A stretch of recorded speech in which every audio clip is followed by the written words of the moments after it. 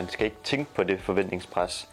Nogle gange skal man egentlig bare skubbe det til side og glemme det, fordi det eneste du skal tænke på, det er, at du skal ind og lave din sport, din 100 meter løb eller dit længdespring.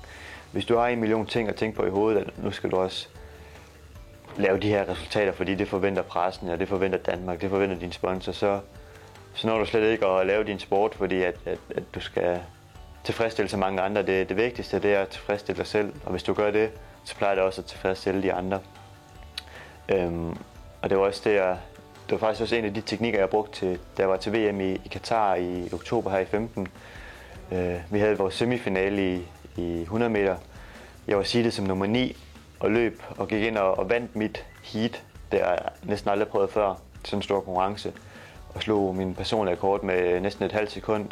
Og lå lige pludselig som den 3. hurtigste til finalen. Og det var jo et kæmpe stort forventningspres, der lige pludselig blev lagt på mig, som jeg slet ikke havde forventet. Og det tænkte jeg også en del over til finalen om aftenen. Men jeg valgte egentlig bare at gå ind og lave et løb som til semifinalen. Jeg tænkte egentlig bare det samme igen, at nu kunne alting ske, men jeg skulle bare ind og lave det løb, jeg nu gjorde.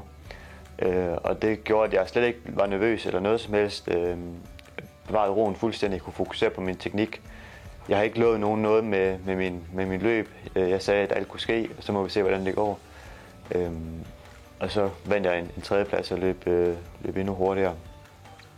Så det var en måde at håndtere det forventningspres på, kan man sige. Jeg også skubbede lidt til side.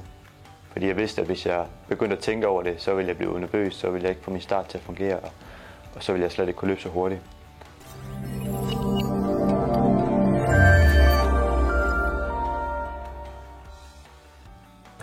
Følg min vej til de paralympiske lege i Rio på Facebook.